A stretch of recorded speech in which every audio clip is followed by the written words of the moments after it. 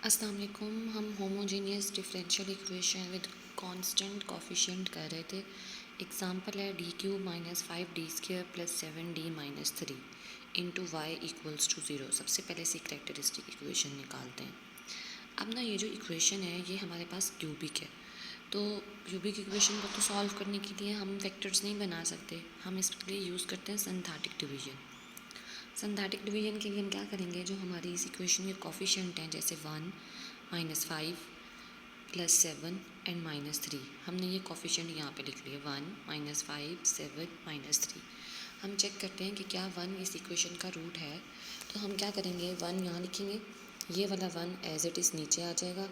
1 को 1 से मल्टीप्लाई करेंगे 1 माइनस 5 प्लस 1 माइनस 4, माइनस 4 को 1 से मल्टीप्लाई करेंगे माइनस 4, 7 माइनस 4 3, 3 वन दा 3, माइनस 3 को 3 से मल्टीप्लाई करेंगे 0। आपकी मर्ज़ी है, आप यहीं तक करने के बाद अपने आगे फैक्टर्स बना दें। इन्होंने आपको आगे करके मज़ीद आपको जो है वो आपके क्या होते हैं फैक्टर्स सिंथेटिक डिवीजन से निकाल दिए। आपकी इक्वेशन बनेगी d² माइनस 4d प्लस 3। ठीक है, अगर आप ये नहीं करना चाहते, इन्होंने जैसे किया हुआ है आप भी वैसे ही कर सकते हैं।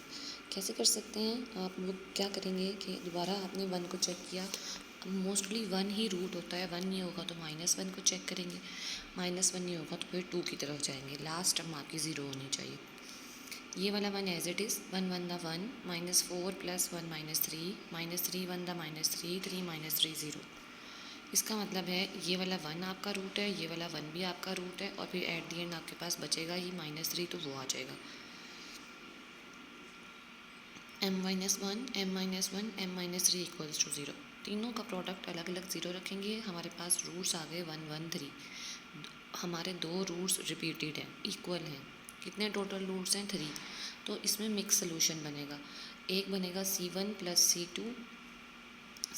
c2x into E raise to power m1x, आप ऐसे लिख सकते हैं, plus c3 into E raise to power m3x।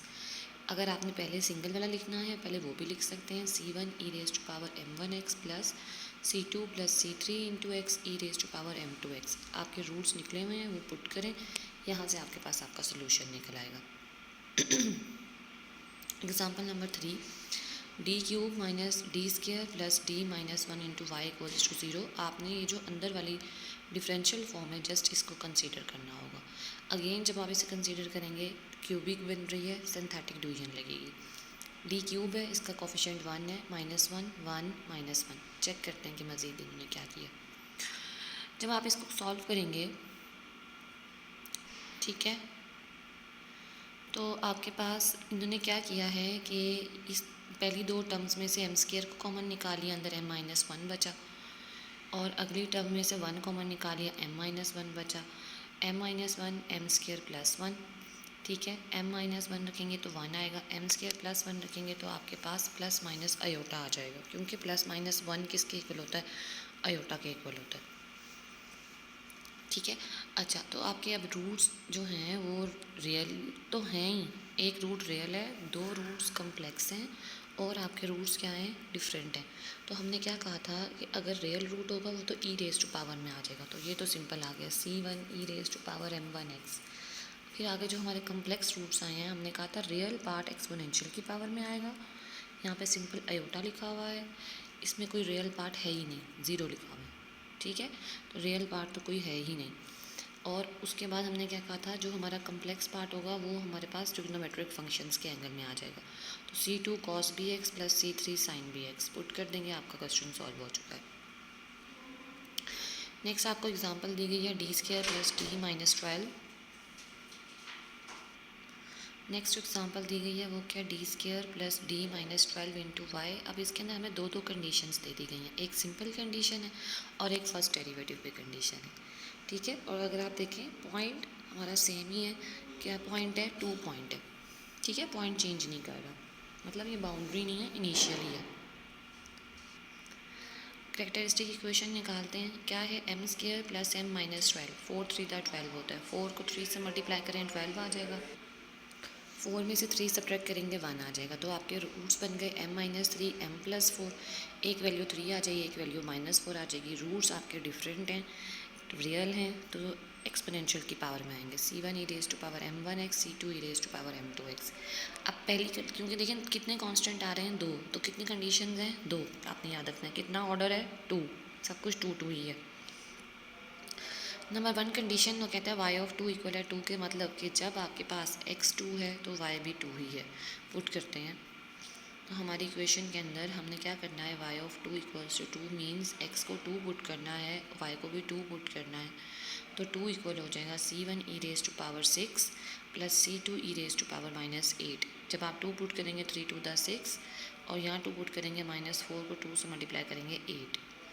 इसी तरह उसने कहा है कि आपने फर्स्ट डेरिवेटिव लेकर उसके अंदर आपने x को 2 पुट करना है और y को 0 पुट करना है। तो हम अपनी इक्वेशन का डेरिवेटिव लेते हैं। एक्सपोनेंशियल का डेरिवेटिव एक्सपोनेंशियल ही होता है, आगे पावर का डेरिवेटिव 3 आ जाएगा। एक्सपोनेंशियल का डेरिवेटिव एक्सपोनेंशियल ही होता है और पावर का डेरिवेटिव हमारे पास -4 आ जाएगा। इस पर आप x को 2 और y को 0 पुट कर दें। जब आप पुट करेंगे आपके पास ये कुछ इस तरह की कंडीशन बनेगी कि c1 आपके पास इक्वल है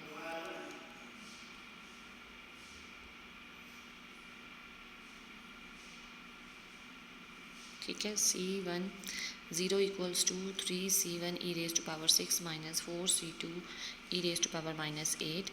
ठीक है, और अब हमने क्या किया कि हमारी जो पिछली इक्वेशन थी उसको 3 से मल्टीप्लाई करके हमने इक्वेशन 2 में ऐड कर दिया।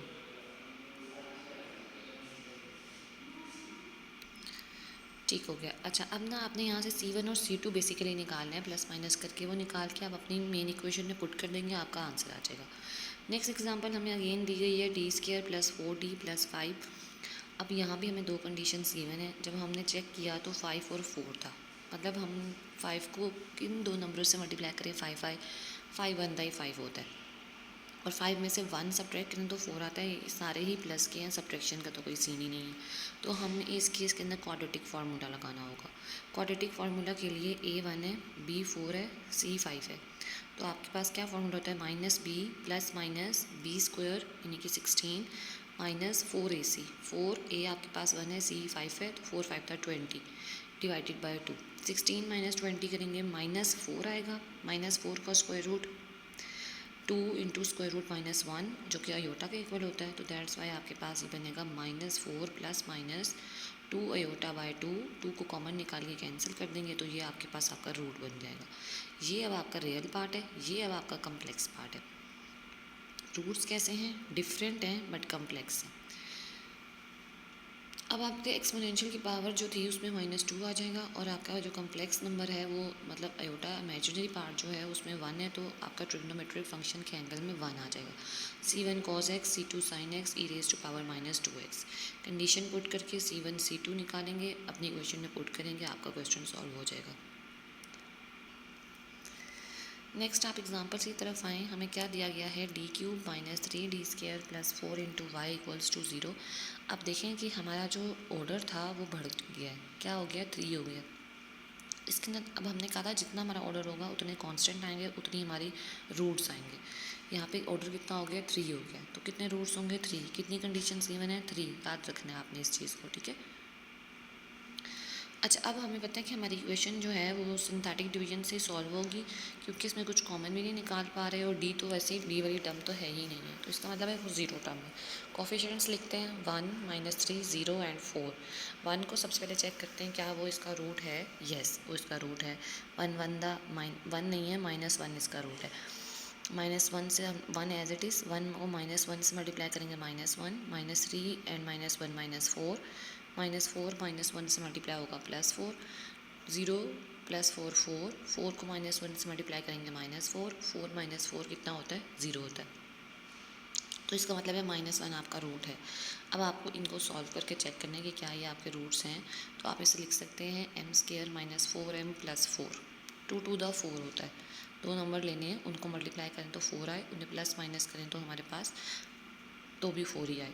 तो एक तो आपका रूट -1 आ गया, और एक आपके पास ये 2 आपके रूट्स 2 2 आ गए, क्योंकि 2 to the 4 है। अब आपके रूट्स रियल तो हैं बट रिपीटेड हैं, 2 रूट्स रिपीटेड हैं और बाकी एक जो है वो डिफरेंट है। तो आपने क्या करना है, इसी तरह से लिखना है c1 E raise to power m1x plus c2 plus c3x into E raise to power m2x। Values put करें उसके बाद आपने जब वैल्यूज़ पुट कर ली हैं, कंडीशन पुट करें, आपका आंसर आ जाएगा। कंडीशन के अंदर आपने क्या करना है, आपने x को 0 पुट करना है, y को 1 पुट करना है। यहाँ से आपको c1 और c2 मिलेगा। जब आप c1 और c2 निकाल लेंगे देन आपने तीसरी कंडीशन को यूज़ करके c3 निकालना है और फिर आपने अपना जनरल सोल्यूशन निकाल लेना है। एक्सरसाइज 10.1 की तरफ आते हैं। हमारी एक्सरसाइज भी कुछ इसी तरह से है। इसके अंदर जितना भी क्वेश्चन है सभी क्वेश्चन इसी तरह से होंगे, हम चेक कर लेते हैं। Question number 1, 9d² minus 12d plus 4। अब आपको पता है हमें दो नंबर ऐसे ढूंढने हैं जिनको मल्टीप्लाई करने से 36 आए और प्लस माइनस करें तो 12 आए, तो 6 6 36 होता है। तो यहाँ पे हमारे पास 6 और 6 12 भी होते हैं। तो हम नंबर्स मिल चुके हैं, 9m² minus 6m minus 6m minus 4। जब आप इनको सॉल्व करेंगे आपके रूट्स बनेंगे 2/3 2/3, रिपीटेड रूट्स हैं आपके। नेक्स्ट है 75d² प्लस 50d प्लस 12। हमें नज़र आ रहा है कि ये बहुत बड़ी वैल्यूज़ हैं, इनको हमें चेक करना पड़ेगा। इस तरह का क्वेश्चन आ जाए तो आप डायरेक्ट अपने क्वाड्रेटिक फार्मूला की तरफ मूव कर जाए। तो आपके पास a की वैल्यू 75 है, b की वैल्यू 50 है, c आपके पास 12 है। आप ये वैल्यूज़ पुट करेंगे, आपको आपके रूट्स मिल जाएंगे और जो कि हमें नज़र आ रहा है हमारे रूट्स जो हैं वो कम्प्लेक्स हैं। -1/3 रियल पार्ट है और आयोटा स्क्वायर रूट 11/15 आपका कम्प्लेक्स पार्ट है। ये आप अपनी कंडीशन जो कि आपका सोल्यूशन जिस टाइप का है उसमें पुट करेंगे, आपका आंसर आ जाएगा। नेक्स्ट आपको दिया गया है d³ minus 4d² plus d plus 6। अच्छा, अब आपकी क्यूबिक इक्वेशन है। जब भी मोर देन 2 पावर हो जाएगी तो हम सिंथेटिक डिवीजन की तरफ मूव करेंगे। सिंथेटिक डिवीजन की तरफ मूव करेंगे 1 - 4 1 6, 1 - 4 1 6। ये हमारे कांस्टेंट कोफिशिएंट्स लिख लिए। अब हमने चेक किया था तो 1 इसका रूट नहीं था, हमने -1 को चेक किया, क्या वो रूट है इसका।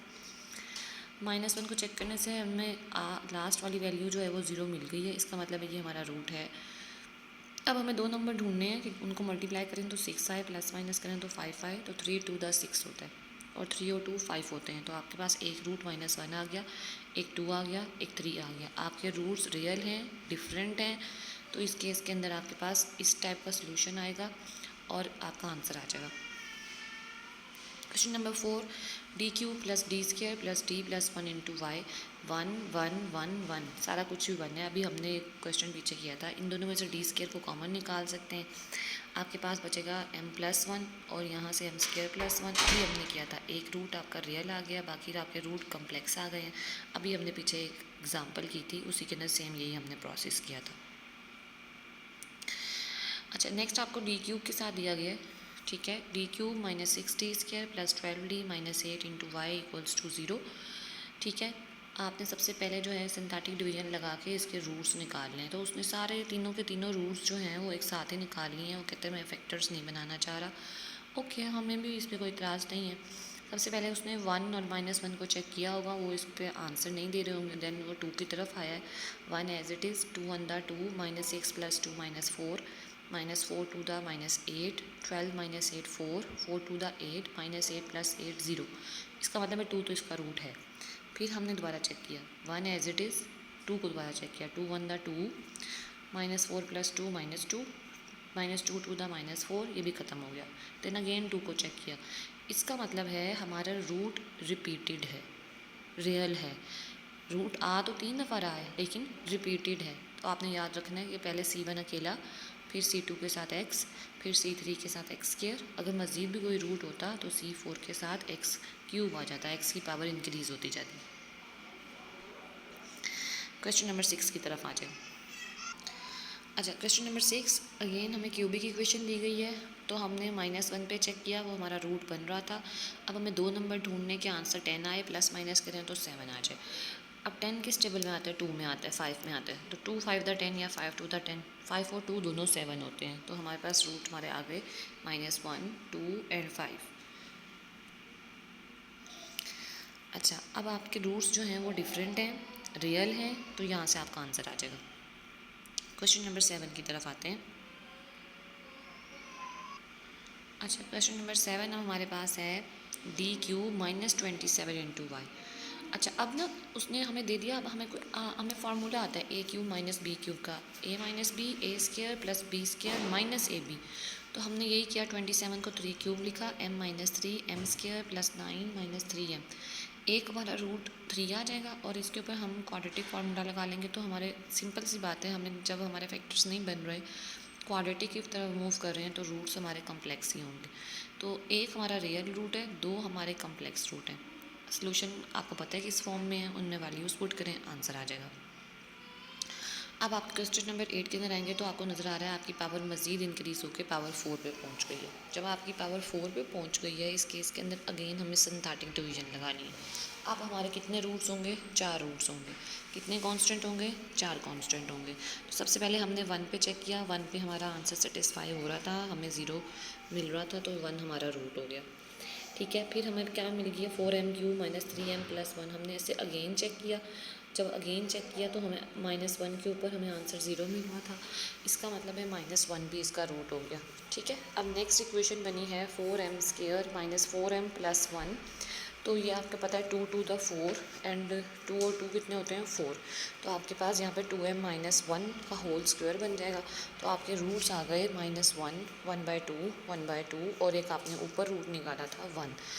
तो आपके 2 रूट्स जो हैं वो रिपीटेड हैं 4 में से, और बाकी जो 2 हैं वो डिफरेंट हैं। तो आपके पास 2 जो हैं वो अलग से आएंगे और 2 रिपीटेड फॉर्म के अंदर आएंगे।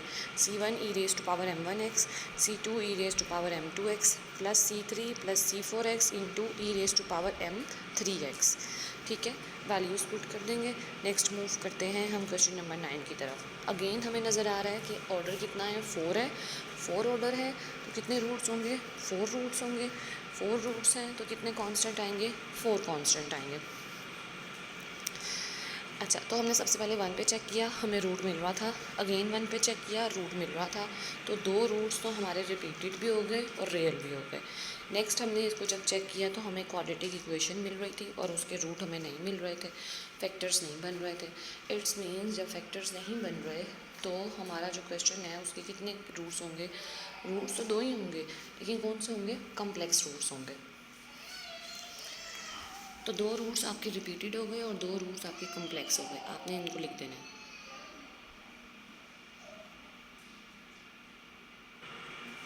अच्छा, क्वेश्चन नंबर 10 पर आएँ। क्वेश्चन नंबर 10 के अंदर आपके पास कितने रूट हैं? 4 रूट हैं। ऑर्डर 4 की इक्वेशन है। सिंथेटिक डिवीजन लगा के जब आपने सॉल्व किया, एक रूट तो -1 मिल गया, बाकी सारे सेटिस्फाई 2 पे हो रहे हैं। तो टोटल 4 रूट्स थे, जिनमें से 3 रिपीटेड थे, एक डिफरेंट था। तो आपके पास 3 पर रिपीटेड वाला फार्मूला लगेगा, एक पे सिंपल फार्मूला लगेगा। क्वेश्चन नंबर 11 अगेन ऑर्डर 4 का है। सिंथेटिक डिवीजन लगाएंगे। सिंथेटिक डिवीजन लगा के जब सॉल्व किया तो आपके पास पहला रूट -1 निकला, अगला रूट आपका -2 निकला। ठीक है, अगली क्या वैल्यू थी? बनी है इक्वेशन m² - 7m + 12। 12 2 के टेबल में आता है, येस। 2 6 12, 2 और 6 8 होते हैं, तो हम इसे इग्नोर कर देंगे। फिर 12 कहाँ आता है? 3 के टेबल में आता है, येस। 3 4 12, 3 और 4 कितने होते हैं? 7 होते हैं। तो आपके रूट्स आ गए -1 -2 3 एंड 4। कितने रूट्स आए हैं? 4। कितने ऑर्डर की इक्वेशन थी? 4। कैसे रूट्स हैं? डिफरेंट। कौन से रूट्स हैं? रियल। तो आपने याद रखना है कि आप जब आपके पास इस तरह के रूट्स आ जाएँ तो उनका सलूशन इस फॉर्म में लिखते हैं। Question number 12 d4 + 4। तो इसको सबसे पहले तो हमने अपना स्केयर वाली फॉर्म में लेके जाना है ना। तो उस फॉर्म में लेके जाने के लिए उसने क्या किया है कि हमारा फार्मूला होता है a² + b² + 2ab। a² की जगह उसने लिख लिया m² का स्क्वायर, b² की जगह लिख दिया 2 का स्क्वायर, और फिर हमें क्या चाहिए था? 2ab चाहिए था। तो a हमारे पास m² है, b हमारे पास 2 है और फार्मूले का 2, तो 4m² को ऐड भी कर दिया और 4m² को सब्ट्रैक्ट भी कर दिया। अच्छा, अब ना हमने क्या किया कि हमारे पास जब इसने ये काम किया तो एक तो पूरा a + b होल स्क्वायर का फार्मूला बन गया। ठीक है, तो ये हो गया m² + 2 होल स्क्वायर और एक हो गया -2m होल स्क्वायर। ठीक है, अब आपके पास क्या था? a² - b² होता है, उसे हम लिख सकते हैं a + b a - b। तो आपके पास यहाँ पे a + b और a - b आ जाएगा। दोनों इक्वेशंस हैं, अलग अलग 0 लिखें। आपके पास टोटल 4 रूट्स आएंगे और चारों रूट्स आपके कम्प्लेक्स हैं। तो आपके पास 2 जो रूट्स हैं जो एक इक्वेशंस बने हैं उनको हम एक रियल पार्ट के साथ लिखेंगे, जो बाकी 2 हैं उनको दूसरे रियल पार्ट के साथ लिखेंगे। एक रियल पार्ट -1 है, दूसरा रियल पार्ट 1 है। क्वेश्चन नंबर 13 वही चीज़ रिपीट हो रही है। सिंथेटिक डिवीजन लगाई, ऑर्डर 4 का क्वेश्चन था, एक रूट 1 आया है, एक रूट -1 आया है, अगला रूट भी -1 आया है। जब उसको सॉल्व किया तो √2 आ गया। टोटल कितने रूट्स हैं? 4 रूट्स हैं, जिनमें से टू रिपीटेड हैं, 2 डिफरेंट हैं। पुट कर देंगे, आंसर आ जाएगा। क्वेश्चन नंबर 14 थोड़ा सा चेंज हो गया। कैसे चेंज हो गया कि अभी तक हमने पावर 2, 3, 4 तक की थी, इसके अंदर हमें पावर 6 मिल रही है। तो आपने इससे घबराना नहीं है, ठीक है। तो सबसे पहले तो आपको नज़र आ रहा है कि तीनों के अंदर और इवन वाली पावर्स हैं, तो हम कॉमन निकाल लेते हैं। तो m² को कॉमन निकाल लेंगे। इसका मतलब है 2 रूट तो आपके ज़ीरो हो गए ना। m² का मतलब है m² 0, 2m तो 0 हो गए। अब अंदर बची है पावर 4। पावर 4 को सॉल्व करने के लिए वही सिंथेटिक डिवीजन लगेगी। अच्छा, अब हम आ गए हैं क्वेश्चन नंबर 14 के ऊपर कि भाई हम कैसे इसके पेयर्स निकालेंगे। तो हमें पता है 4 4 16 होता है, और 4 और 4 को ऐड करें तो 8 बनता है। फिलहाल इसके ऊपर इसने a² + b² का फार्मूला लगाया है। a² है 4m² होल स्क्वायर, और b का स्क्वायर है 1 का स्क्वायर। तो a + b होल स्क्वायर बन जाएगा 4m² + 1 होल स्क्वायर। यहाँ से आपके पास कम्प्लेक्स रूट्स निकलेंगे ±i/2। 2 रिपीटेड रूट्स हैं, 2 कम्प्लेक्स रूट्स हैं। ये वैल्यूज़ आप इसके अंदर पुट कर देंगे तो यहाँ से आपका फाइनल सोल्यूशन निकल आएगा। अब आप आ जाएँ क्वेश्चन नंबर 15 पर। ऑर्डर 4 का दिया हुआ है, सिंथेटिक डिवीजन लगाई, चेक किया, -2 पे भी हमारे पास जो है वो रूट निकल रहा है। नेक्स्ट अगेन -2 पे हमारे पास रूट निकल रहा है। तो ये -2 2 दफ़ा निकल आएगा, मतलब रिपीटेड हो गया। नेक्स्ट हमें दिया हुआ है m² + 2m + 3। यहाँ से हमें नज़र आ रहा है इससे कोई भी पेयर्स नहीं बनते, लेकिन जब हम इसको सॉल्व करेंगे तो हमारे पास कम्प्लेक्स रूट्स निकलेंगे। तो 2 रूट्स हमारे हो गए रिपीटेड और 2 रूट्स हो गए हमारे कम्प्लेक्स। क्वेश्चन नंबर 16 पर आ जाएँ। फाइनली हमें एक छोटा सा क्वेश्चन मिला है d² + 8d - 9 × y = 0। लेकिन उसने उसके साथ हमें दो कंडीशंस दे दी हैं। अब अगर हम इस इक्वेशन को देखते हैं ना, तो 3 3 9 होता है, लेकिन 3 3 6 होते हैं। 8 1 8 होता है, 9 1 9, और 9 में से 1 सब्ट्रैक्ट करें तो 8 बनता है, ठीक है। तो हमें 2 रूट्स मिल गए, 1 और -9। ज़रूरी नहीं है क्वाड्रेटिक फार्मूला लगाएं, फैक्टर से भी हमारे पास निकल आया। रूट्स डिफरेंट हैं, रियल है, कंडीशन लगाएंगे, C1 C2 फाइंड करेंगे, इक्वेशन में पुट करेंगे, इक्वेशन में पुट करके आप अपना आंसर निकाल लेंगे। Question number 17।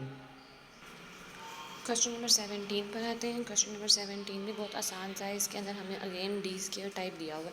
d² + 6d + 9, 3 3 9, and 3 और 3 6 होते हैं। तो दोनों हमें रूट्स मिल गए -3 -3।